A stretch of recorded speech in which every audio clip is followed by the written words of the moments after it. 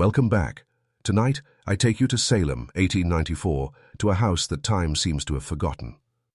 At the edge of the town, cloaked in fog and the scent of decaying leaves, stands the Hargrove estate. Its windows are dark eyes, watching silently. Locals speak of it only in hushed tones, of children who vanished without a trace, of sisters who were never recorded in any ledger, of doors that lock themselves and unlock only when you are not looking. No one remembers when the Hargroves first arrived. The house, though grand in architecture, is warped and decayed, as if resisting the very world around it. A single visitor, driven by curiosity, or perhaps something darker, crosses the threshold one chilly autumn evening. The air inside is heavy, almost alive, carrying the faint perfume of something floral, yet rotten. Every step echoes unnaturally, as though the house itself is breathing, watching, waiting. A diary lies half-hidden under a floorboard, its pages brittle and ink faded, but the words are clear. They watch from above. Do not speak. Do not breathe too loudly. The attic is not for the living. Even this warning seems to whisper directly into the visitor's mind, bypassing their ears entirely. Somewhere above, a floorboard creaks, and a shadow moves where no shadow should be.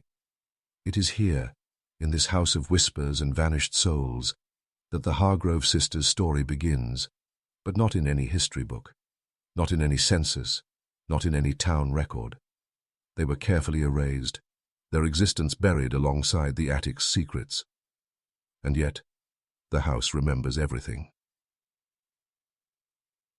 Before we continue with the story and unspeakable secrets, I want to ask something important. This channel is not for everyone. Only the bravest souls dare confirm the darkest chapters of American history. If you made it this far, you are not like most people. You understand some truths are too horrifying to ignore. So hit that subscribe button and join our community of true mystery seekers. And tell me in the comments, what state are you listening from? Are you brave enough to hear a story like this from your own backyard? Next, we uncover the shadows in the hallways, movements that shouldn't exist, whispers that have no source, and the first signs that the Hargrove sisters never truly left the house. Disclaimer: this story is purely fictional. Any resemblance to real events, people, or photographs is coincidental. It is crafted to entertain and intrigue history and mystery enthusiasts. Chapter 2: Shadows in the Hallway. The visitor steps cautiously through the Hargrove estate, heart pounding with a mixture of fear and fascination. The house is silent, except for the faintest whispers, almost imperceptible, like voices just beyond comprehension. Floorboards groan under each step, yet sometimes it feels as if the sound came from somewhere above, or behind. Portraits line the walls, eyes dark and lifelike following every movement. Their expressions shift subtly, just enough to unsettle, as though the sisters themselves peer from within the frames, watching intruders with a patience older than the town of Salem itself.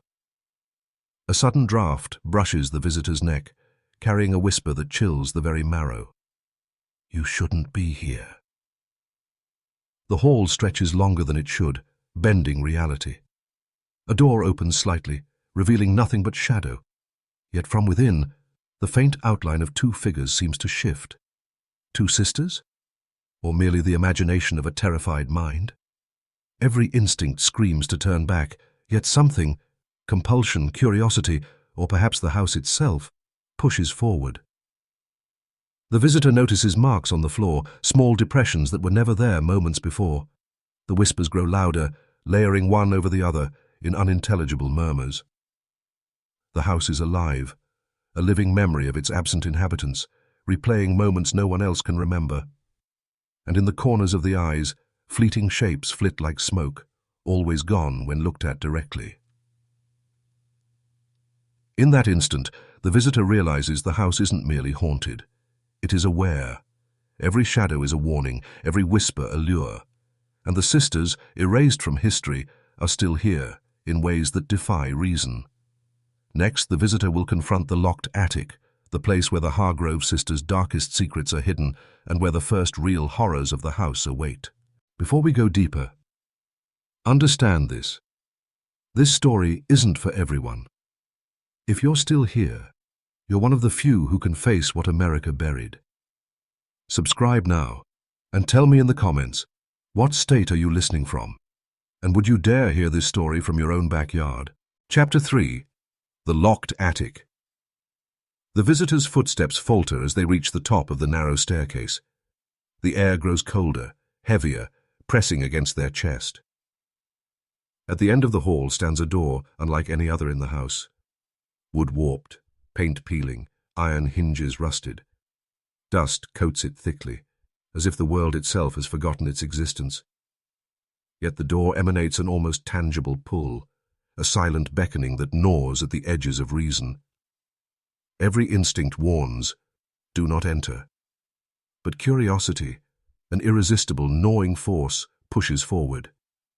The keyhole is empty, but faint scratches circle its edges, as if desperate hands had tried and failed to gain entry for decades. A whisper, soft but urgent, curls around the visitor's ears. You are not meant to see this. A sudden gust rattles the house, though no windows are open, and the visitor glimpses what seems to be a shadow through the keyhole. Two figures, small and fragile, standing close together. The air smells faintly of lavender and something far fouler, a scent that seems both inviting and threatening. The visitor presses their hand against the door. The wood is icy, almost alive. A tremor runs up their arm. The feeling is unmistakable. The attic is watching, waiting. For hours, or perhaps minutes, the visitor circles the hall, drawn repeatedly to the door, trying to force it open, but the lock will not yield. It is as if the house itself refuses permission, and yet something inside whispers of the sisters' pact, their secret lives preserved here, untouched by history. Whatever lies behind this door is a truth so dark it has been scrubbed from memory, erased from every record in Salem. As the visitor steps back, a creaking sound echoes from above. A fleeting glimpse of movement, tiny, deliberate, watching, reminds them that the sisters' presence is not confined to memory. They are here, lingering, patient, and their story is far from over. Next, the visitor will uncover whispers of the past, letters, diaries, and fragments of memories that reveal the Hargrove sisters' horrifying private world and the secrets the house has guarded for decades. Chapter 4. Whispers of the Past. The visitor returns to the hall, eyes drawn once more to the forbidden attic door. But today, fate, or the house itself, seems to guide them elsewhere. In a dusty corner beneath a rotting chair lies a small bundle tied with fraying ribbon. Hands trembling, the visitor unties it. Inside, journals, letters, and scraps of parchment, brittle with age, ink faded but still legible. The first page reads simply, "They will never understand. Only we know the truth of the Hargrove name." The handwriting is delicate yet jagged, betraying a mind both meticulous and fractured. Each entry pulls the visitor deeper into a world unseen, a private universe where the sisters lived by their own rules, removed from morality and memory alike. One letter mentions a hidden ritual performed to keep the world away, though it is unclear whether the world meant outsiders or death itself. Another diary entry speaks of their father, absent yet omnipresent, and a mother who whispered warnings too late. The words are haunting. If we are forgotten, we will be free. If they remember, they die. As the visitor reads, the house seems to breathe around them. Shadows twist and stretch along the walls, forming shapes almost human, almost pleading. Faint footsteps echo above, though the attic remains locked. It is as if the sisters are watching, following every thought, every movement. A photograph falls from the pile, and the visitor freezes. The image depicts two young girls, standing in the very hall they now occupy, their eyes unnervingly aware of the camera. But there is something wrong. The air around them seems warped, shadowed, and behind them, a faint blur of figures that shouldn't exist. The realization strikes with a cold certainty. The Hargrove sisters were never ordinary children. Their story, erased from official history, contains truths that defy reason, truths that the house preserves in every creaking floorboard and flickering shadow. Next, the visitor will uncover the sisters' pact, a secret so dark that it binds them beyond death, and the house itself begins to reveal the horrors that have been waiting patiently for a century. Chapter 5. The Sisters' Pact. The visitor clutches the fragile journals, pages trembling under their fingers, as if even touching them risks awakening something. One entry stands out, ink smeared as though it had been written in tears or blood. Together, we bind ourselves, beyond life, beyond memory, beyond the world's understanding. Let none erase us, yet let no one remember. Only the house will witness. A chill sweeps through the hall. The house seems to respond, floors groaning under invisible weight. The visitor feels the air thicken, and the faint scent of decay and lavender returns, stronger this time, curling into their nostrils like a warning. It is no longer imagination. The sisters' presence is palpable, pressing from the walls, the floors, even the shadows themselves. The journals hint that the pact was formed in the attic, the very door the visitor has long feared. They swore themselves to one another, and in doing so bound their spirits to the house. Death could not touch them. History could not record them. Every trace of their existence vanished, yet they remained, hidden in the folds of the estate, waiting for any who might trespass. A soft creak above interrupts the reading. The visitor freezes. For a heartbeat the house is silent, and then comes the faintest echo, a whisper not carried by air but by thought itself. You shouldn't have seen that. The visitor steps back, heart pounding. The realization is impossible to ignore. The sisters are not gone. They are bound to the very structure of the house, invisible yet omnipresent. Every floorboard, every shadow, every whisper is part of them. Their pact is eternal, and anyone who enters risks becoming part of their world. Next in Chapter 2, Midnight Revelations, the visitor will uncover the first symbols, signs, and writings that hint at the rituals performed by the Hargrove sisters, secrets so sinister they defy human comprehension. Chapter 6. Midnight Revelations, night falls, and the Hargrove estate seems to change. Shadows stretch unnaturally, twisting along walls and ceilings, as though the house itself is alive, breathing. The visitor returns to the journals, compelled by a force they cannot name. Among the brittle pages, they discover drawings, arcane symbols etched with meticulous care, circles intersecting with strange sigils, patterns that seem to pulse beneath the eye. Each symbol is accompanied by fragments of writing. At midnight, the air becomes thin, and the veil between worlds thins with it. We call them, and they obey. The visitor's skin prickles. The words are more than a memory. They are instructions, a map to powers that no human should tamper with. A candle flickers, though no breeze touches it, casting shadows that shift independently of the flame.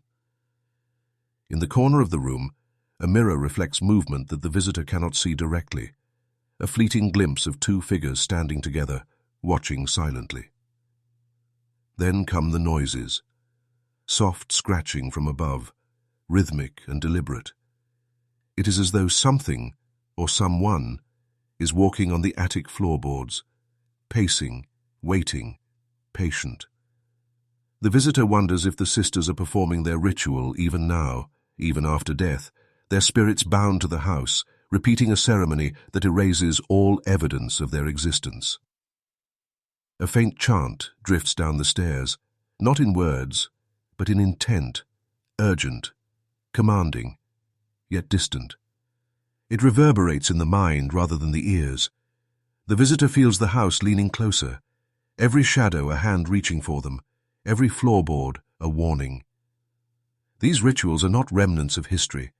They are living, breathing, dark forces that persist in the very walls of the Hargrove estate. The journals warn, do not witness, do not speak, do not stay. But it is too late. The visitor has already seen that house knows, and the sisters have awakened. Next, in Chapter the First Vanishing, the visitor will encounter the first undeniable proof of the sisters' power. Someone disappears, echoing the fate of all who dared enter the estate before. Chapter 7.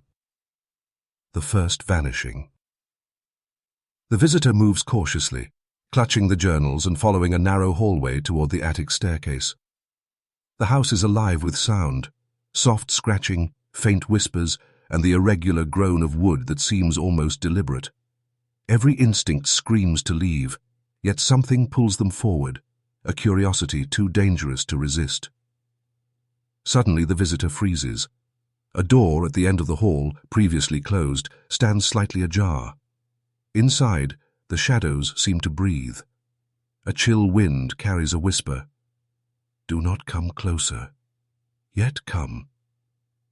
Trembling, the visitor steps toward it, and the floor beneath groans sharply, as if protesting their presence. From the corner of their eye they see movement, something small, swift, and human-like disappearing behind the shadows. Heart pounding, the visitor steps closer, but the figure is gone. The air feels heavier, thicker, as if the house has swallowed the intruder whole. Then comes the realization. Footsteps are no longer their own. Behind, ahead, above, they echo all around, impossible to locate. A scream rises, choked, distorted, then silence. The visitor spins, searching for the source, but sees nothing. No trace remains. Not a handprint, not a shadow. Just the thick, suffocating presence of the house itself. The journal's warnings come rushing back. All who see are marked. All who enter may vanish. Only the house decides who leaves. It becomes painfully clear. The Hargrove sisters' pact is not a myth. Their influence persists, and any intruder risks becoming the next soul lost within the estate, erased from history as completely as the sisters themselves. The visitor stumbles back, heart hammering. The house is no longer merely haunted. It is predator. Every corner, every shadow, every whisper is a reminder that some doors, some secrets, are never meant to be opened. Next, in chapter Eyes, that watch, the visitor will feel the sisters' gaze more keenly than ever before, as unseen eyes follow their every step, and reality itself begins to unravel inside the Hargrove estate. Chapter 8. Eyes that Watch. The visitor cannot shake the feeling of being watched. Every hallway, every doorway, every flickering candle seems to harbor eyes that do not belong to the living. Portraits no longer hang quietly on the walls. They follow, shifting slightly, tilting, narrowing in silent judgment. The air is thick, almost viscous, pressing down, and faint whispers weave around the visitor like threads of smoke. A soft rustle comes from behind a curtain. The visitor turns sharply, but nothing is there. Only the sensation, an invisible gaze, patient and probing, aware of every heartbeat. Something moves in the shadows, fleeting glimpses of small figures, two young girls, always just at the edge of vision, vanishing when confronted directly. The journals had hinted at this. The sisters' eyes were everywhere, lingering long after death. The pact had bound them to the house, but not to the world as we know it. Their presence is memory made manifest, a living echo of fear and intent, tethered to the estate and to anyone who dares trespass. Suddenly, a cold draught sweeps down the hallway. Candle flames bend unnaturally, shadows twist like writhing fingers, and a whisper, clear, deliberate, threads through the visitor's mind. "You cannot hide. You belong to us now." Panic rises, but the visitor is rooted in place, unable to move, unable to escape the gaze that seems to pierce straight into the soul. From the attic above, a floorboard creaks slowly, deliberately. The sisters are near. The house itself shifts subtly, corridors stretching longer than they should, doors appearing where none existed, and the air thickening with the scent of decay and lavender. Reality is bending around them, and the visitor realizes they are no longer a mere observer. They are prey in a house alive with ancient, deliberate malice. Next, in chapter The Forbidden Chamber, the visitor will finally uncover the attic's hidden room, where walls conceal secrets so dark they could shatter sanity itself. Chapter 9. The Forbidden Chamber. The visitor reaches the attic staircase, heart pounding, breath ragged. The air is heavier here, almost viscous, carrying the scent of old wood, lavender, and something far fouler, a decay that seems alive. Each step creaks underfoot, echoing as though the house itself is whispering, warning, or perhaps mocking. At the far end, the attic door looms, warped and ancient. For the first time, the visitor notices a faint outline along the wall, a hidden seam, almost imperceptible. Pressing against it, a panel shifts with a reluctant groan. Behind it lies a narrow passage, a secret corridor leading to a room no one is meant to enter. The air is colder, darker, charged with the sisters' lingering presence. Inside, the forbidden chamber is small but unnerving. The walls are etched with symbols matching those in the journals, arcane, circular, deliberate. Dust covers the floor, yet footprints appear intermittently, fading and reappearing as though unseen forces are moving through the room. Candles, long dead, stand in holders that seem recently used, wax hardened unnaturally fast, as if the room itself bends time. The visitor notices a small altar at the center, tarnished silver, candles, dried flowers, and strange figurines carved from bone. A mirror leans against the wall, cracked but reflecting not the visitor's image, but the faint silhouettes of two girls, standing silently behind them, eyes empty yet aware. The realization hits like ice in the chest. The Hargrove sisters' pact was performed here. This room is their legacy, untouched by time, preserved to bind them beyond death. A whisper brushes the visitor's mind, urgent, almost pleading, "Leave, or join us." The room seems to pulse in response, shadows writhing along the walls. The visitor feels as though the chamber itself is breathing, alive with memory, intent, and malice. Next, in Chapter Voices of the Damned, the house will speak, literally, audibly, hauntingly, revealing the victims of the sisters' dark rituals and the horrifying reality of those trapped within the estate. Did you know, before stories of haunted attics and erased families became popular myth, Salem, Massachusetts was the site of one of the most infamous episodes of mass hysteria in American history, the Salem witch trials of 1692-1693. In just about 16 months, more than 200 people were accused of witchcraft in colonial Salem, and 19 men and women were convicted and executed by hanging after being labeled witches by neighbors and magistrates alike. Many others were jailed under brutal conditions, and at least 7 died in custody. One man, Giles Corey, was pressed to death with heavy stones for refusing to enter a plea. The trials eventually ended only after public skepticism and intervention from higher authorities, and centuries later officials formally apologized and exonerated the victims to acknowledge the grave injustices committed. Chapter 10. Voices of the Damned. The visitor stands trembling in the forbidden chamber, heart hammering, senses on high alert. A low hum begins to echo through the attic, soft at first, almost imperceptible, then rising into guttural murmurs that twist and curl around the walls. The whispers are not carried by air. They exist in the mind, invading thought, memory, and fear itself. Leave, join us, forever. The words repeat, overlapping in dozens of voices, some small and childlike, others older, anguished, broken. The visitor realizes with a chill that these are not imaginary sounds. They are echoes of the victims the Hargrove sisters ensnared, souls trapped in the estate, voices bound by the same pact that preserves the sisters' power.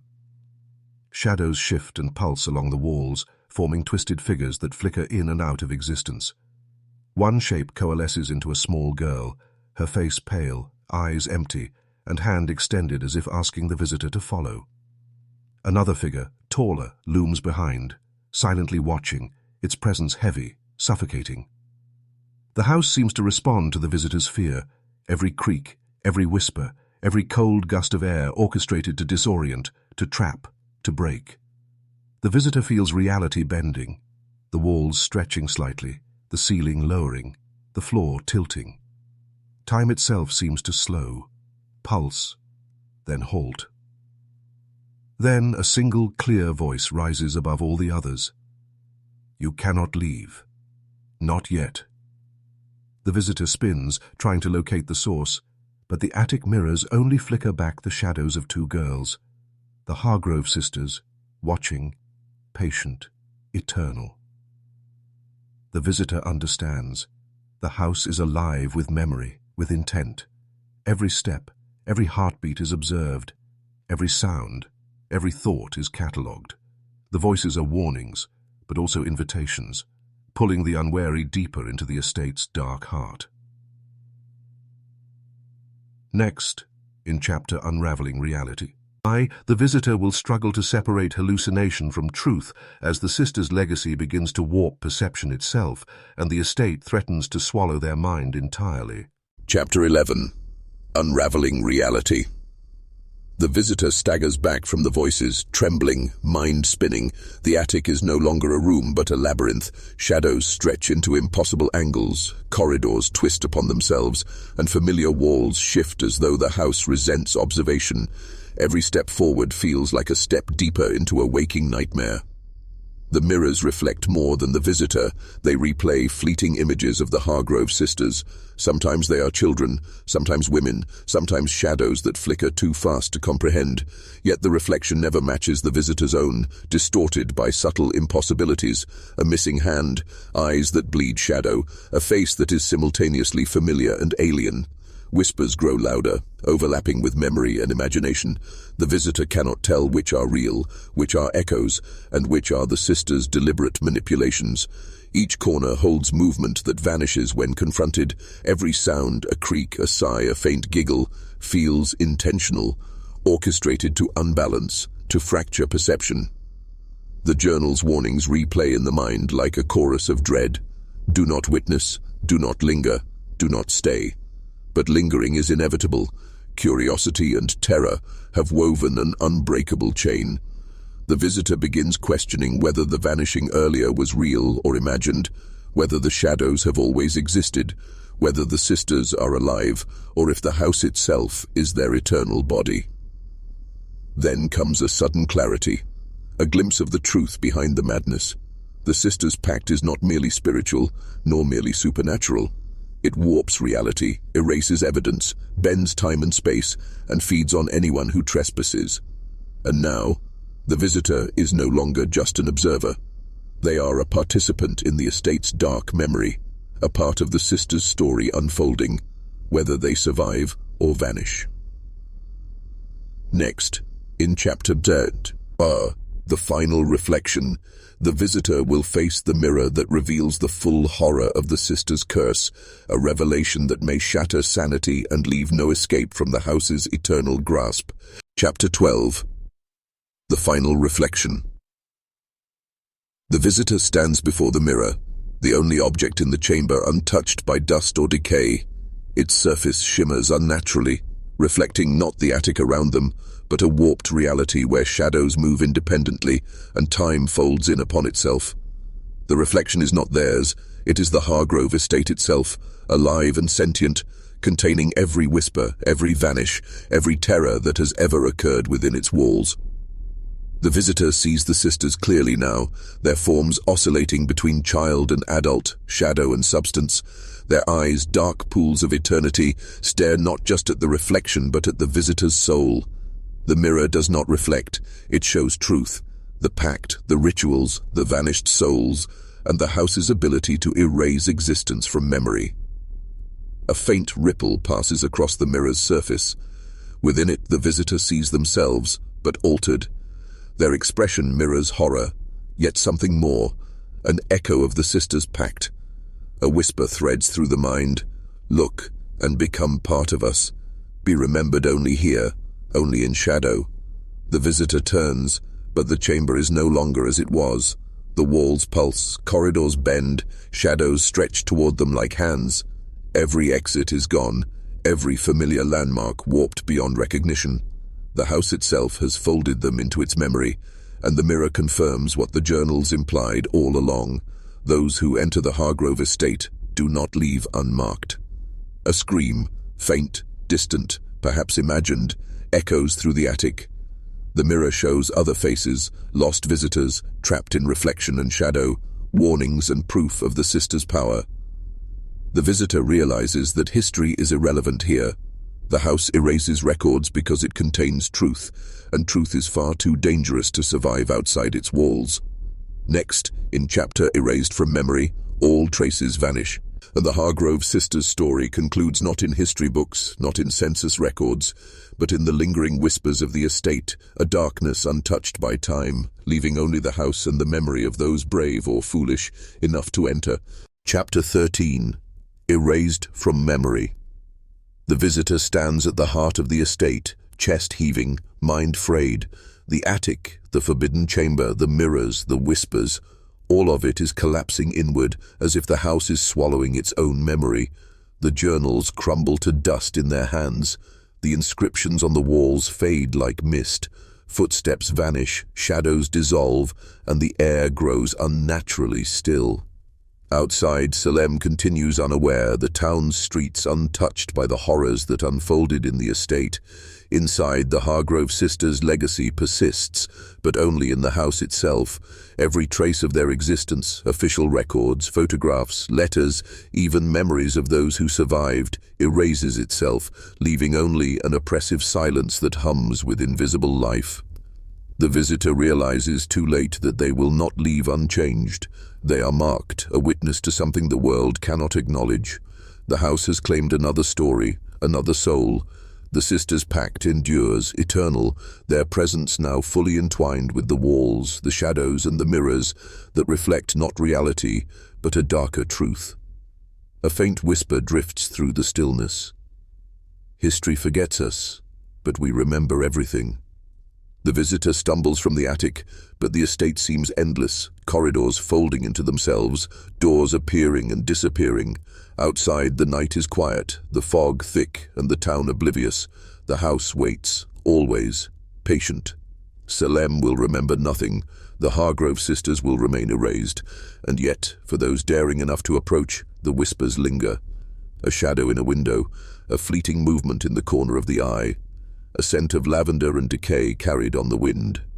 The estate endures, and so does its story, erased from memory, hidden from history, but alive for anyone bold enough to cross its threshold.